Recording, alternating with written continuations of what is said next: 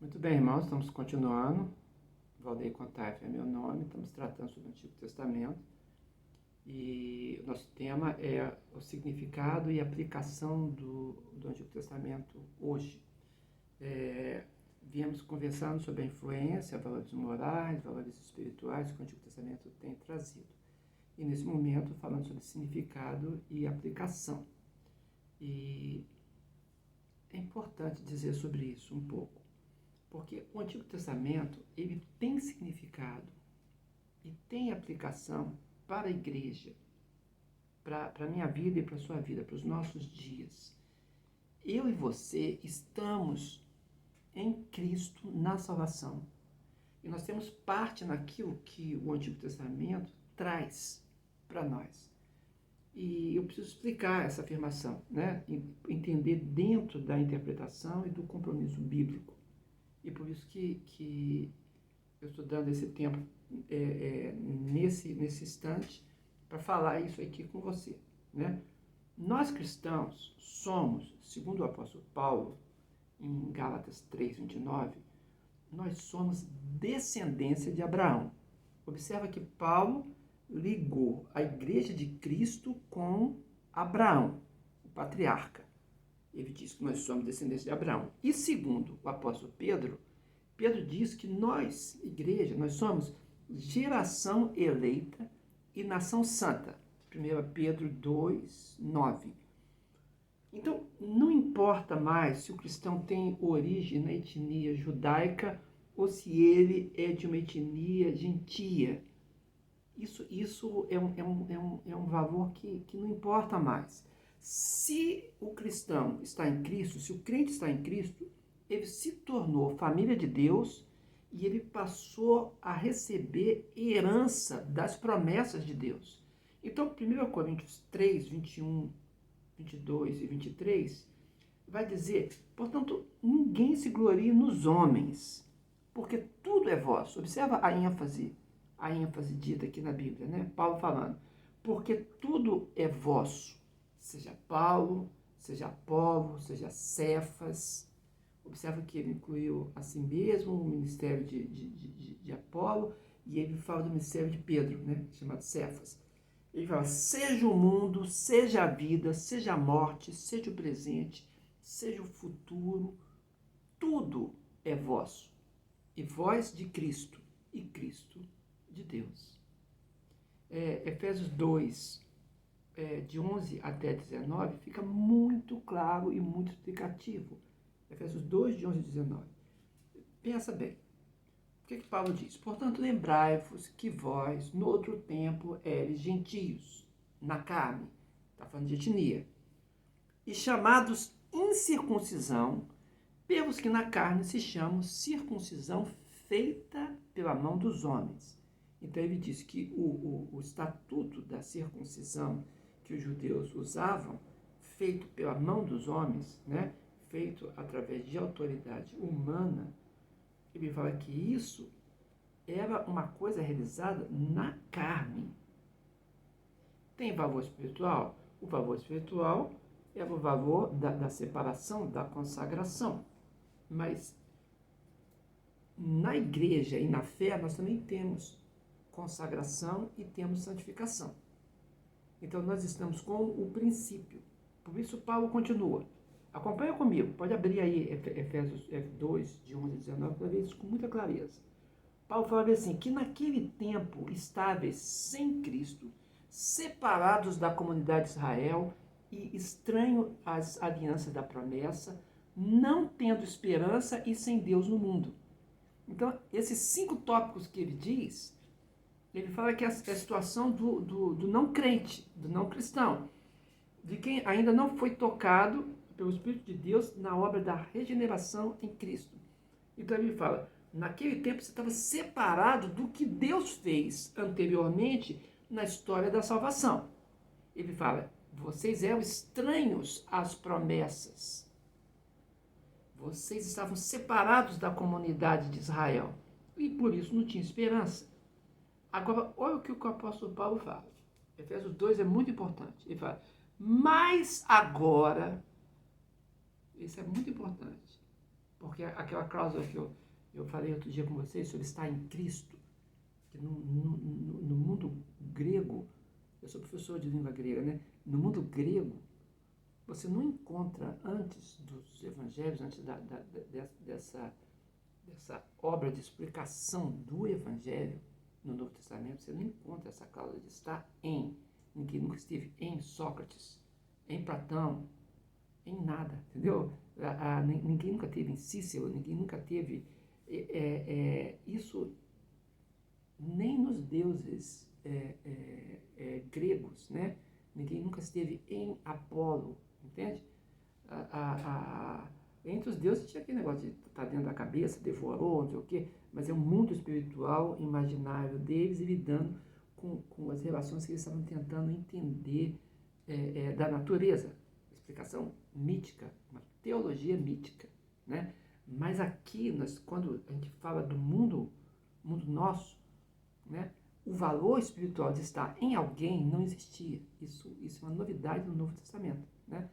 E ele fala, mas agora, em Cristo Jesus, no grego nós chamamos de dativo místico, né? Está em Cristo. Agora, em Cristo Jesus, vós que antes estáveis longe, já pelo sangue de Cristo, chegaste perto, porque Ele, Cristo, é a nossa paz, o qual de ambos os povos fez um. Qual ambos os povos que está falando? Judeus e gentios, né? O judeu e o não judeu. Ele falou que Cristo, pela obra que ele fez, nos colocando nele, estamos circunscritos nele, ele derrubou a inimizade. E agora não existe parede no meio, entendeu? De ambos fez um. O texto fala assim, derrubando a parede de separação que estava no meio. Na sua carne, desfez a inimizade. Isto é, a lei dos mandamentos, que consistia em ordenanças. Porque qual é a diferença do judeu para o gentio? É que o judeu tinha as ordenanças, tinha os rituais, tinha a lei, né? E isso forjou uma cultura. E essa cultura religiosa, elas que viviam nessa época do Novo Testamento também, né? E agora ele diz, né, que isso foi desfeito em Cristo, né?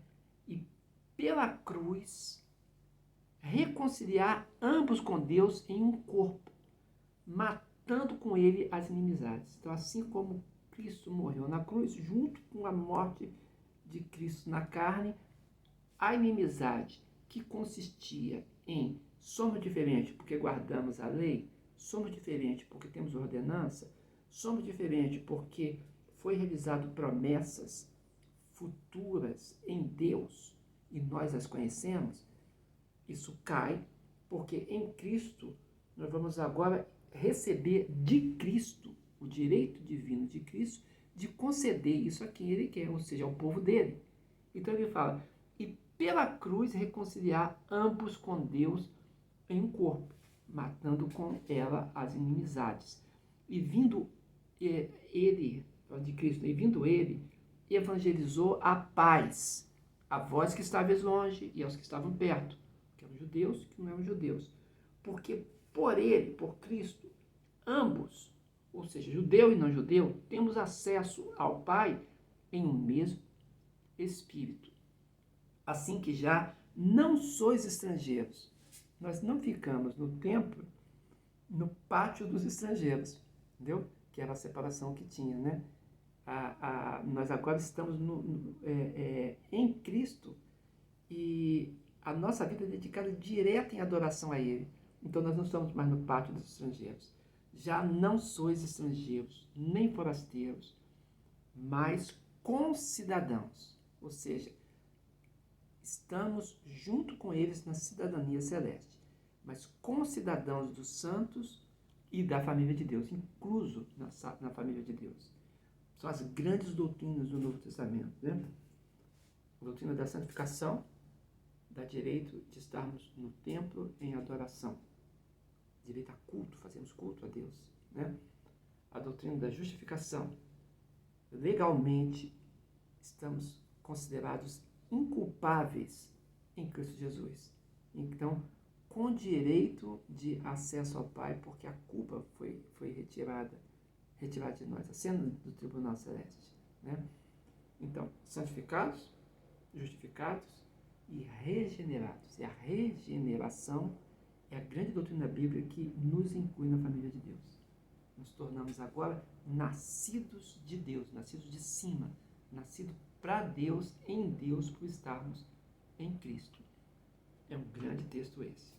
Então, os cristãos, eles são o povo do pacto de Deus. O cristão foi vinculado espiritualmente por Cristo a Abraão, Isaque e Jacó. Por isso que eu comecei dizendo que Paulo vai dizer que nós somos descendência de Abraão. Como? Pela fé, inclusos espiritualmente. Então, agora o cristão está vinculado espiritualmente a Abraão, Isaque e Jacó. Então, nós partilhamos na atualidade das alianças que Deus estabeleceu com Abraão e o Israel antigo, conforme a mediação que Moisés e Davi tinham. Porque essa mediação de Moisés e Davi, que Jesus Cristo veio aperfeiçoar, ele o fez com seu próprio sacrifício. Então, o livro de Hebreus, ele é pródigo em dizer isso, em explicar detalhadamente a sabedoria de Deus na obra de Cristo para a inclusão da igreja nas promessas. Olha como Hebreus 9, verso de 8 a 15, vai dizer sobre isso. Olha o entendimento do escritor de Hebreus pela inspiração do Espírito Santo, como ele vai falar sobre esse aperfeiçoamento, né? E vai detalhar isso, a sabedoria de Deus. Hebreus 9. Dando nisto a entender, o Espírito Santo, que ainda o caminho do santuário não estava descoberto, enquanto se conservava em pé o primeiro tabernáculo, que é uma alegoria para o tempo presente, em que se oferecem dons e sacrifícios que, quanto à consciência, não podem aperfeiçoar aquele que faz o serviço. Então, como ele é aperfeiçoado? Ritualmente. Quanto à consciência, não, porque o pecador sabe que é pecador, consistindo somente em comidas, bebidas, várias abluções e justificações da carne, impostas até ao tempo da correção. Mas, olha como o escritor de Hebreus diz isso, irmão. Hebreus 9 é muito importante. Mas, vindo Cristo, o sumo sacerdote dos bens futuros, olha a diferença dos que realizavam sacerdócio dos bens do passado, da sombra, do tipo. Agora estamos falando do antítipo, do veraz, da realidade, né? Então, Cristo, ele puxa a herança do Antigo Testamento e projeta para o futuro, né? Então, ele fala, ele é o sacerdote dos bens futuros por um maior e mais perfeito tabernáculo, não feito por mãos, isto é, não desta criação. Então, não é imperfeito, não é perecível, não é finito, porque não é dessa criação. Ele é um tabernáculo feito em Cristo, no mundo espiritual, dizendo assim, em Cristo, no céu celeste, com a dádiva e a perenidade da eternidade que está em Cristo. Ele fala, nem por sangue de bodes e bezerros, mas por seu próprio sangue, o sangue da cruz de Cristo.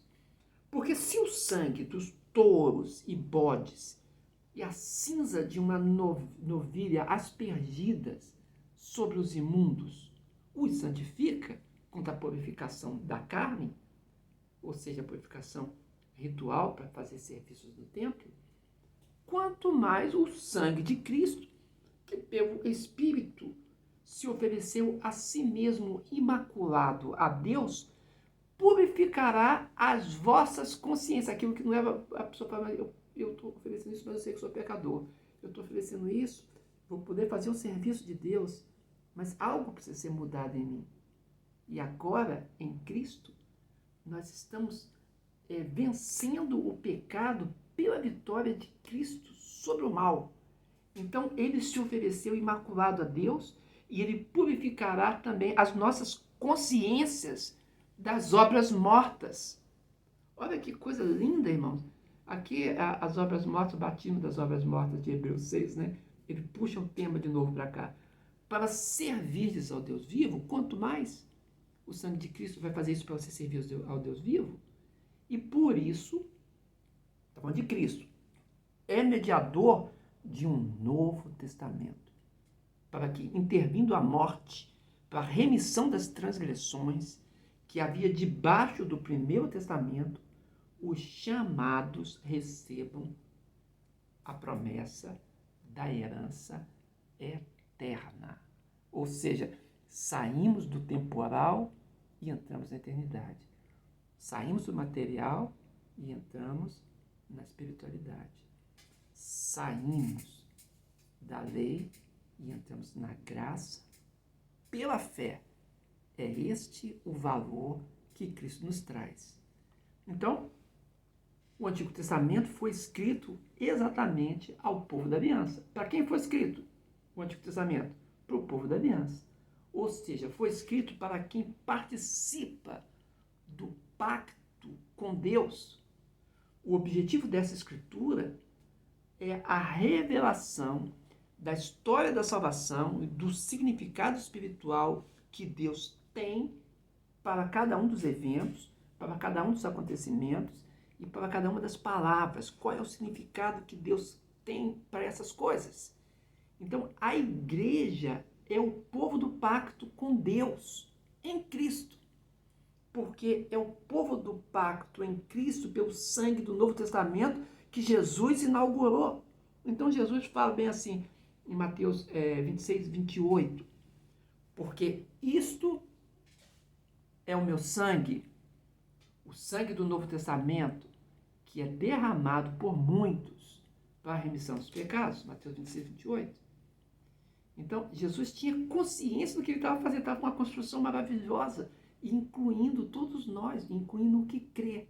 Então, Hebreus 12, verso 24, ele vai reconhecer, ele fala assim, e a Jesus, o mediador de uma nova aliança, e ao sangue da aspersão, que fala melhor do que o sangue de Abel. Então, a justiça de Jesus, ela é apresentada como nossa justiça, né? Jeová Tsidkenu. Deus, justiça nossa. Então, a justiça nossa agora é apresentada em Cristo. Cristo é a nossa justiça. Jesus é a nossa justiça, que estava representada no Antigo Testamento de forma ritual, simbólica e como esperança. E agora de forma real, espiritual e como concretização. Então, o Apocalipse vai fechar isso, vai revelar o alcance do sacrifício de Jesus. Apocalipse 5:9 fala bem assim, e cantavam um novo cântico dizendo, digno és de tomar o livro e de abrir os seus selos, porque foste morto e com o teu sangue nos compraste para Deus. Nos compraste, nós fomos comprados para Deus, de toda tribo, língua e povo e nação. Não há mais separação, entendeu? Então, o povo da aliança é o povo do pacto, é o povo que crê, o povo que está compactuado. Você está compactuado, então você é povo da aliança. Assim, o Antigo Testamento foi escrito para a igreja, foi escrito para o crente. É um legado que chegou a nós e nós recebemos como herança e vivemos essa herança agora à luz do Novo Testamento, à luz de Cristo. Por esse motivo, os apóstolos de Cristo fazem o uso direto do Antigo Testamento. Com como próprio para ser considerado escrituras para o crente em Cristo, foi usado pelos apóstolos. E os personagens importantes do Antigo Testamento são chamados nossos pais. Estão incluídos pais dos cristãos, referindo aos cristãos. Romanos 4, Romanos 10, 1 Coríntios 9, Gálatas 3, Gálatas 4, Hebreus 12, versos 5 e 6. Tudo isso vai referir aos personagens do Antigo Testamento como nossos pais, incluindo a igreja na herança. Então, a correta aplicação do Antigo Testamento para hoje não foge à naturalidade do texto e tem luz da revelação do Novo Testamento de que também nos beneficiamos. Antes, a circuncisão indicava a pessoa como membro da comunidade do pacto. Hoje é o batismo que indica a inclusão do crente. Antes, os sacrifícios celebravam a morte substitutiva dos animais para cobrir com o sangue os pecados. Agora, a morte de Jesus é o sacrifício definitivo e a celebração da substituição que purifica os pecados pelo sangue de Cristo se faz pela comemoração da ceia do Senhor. E os personagens e os eventos se tornam também relevantes, porque fazem parte da história da salvação. Eles compõem aquilo que Deus fez no passado e se tornou completo em Cristo. Então, os dois testamentos, Antigo Testamento e Novo Testamento, são dádiva de Deus para a igreja, para mim e para você. Recebe isso? Em nome de Jesus? Amém. Então, que Deus seja louvado. Amém. Nós vamos continuar. Na continuidade desse nosso trabalho, vamos apresentar agora o Pentateuco. E vamos falar do gênero literário, da unidade e alguma coisa sobre autoria também. Obrigado, irmão.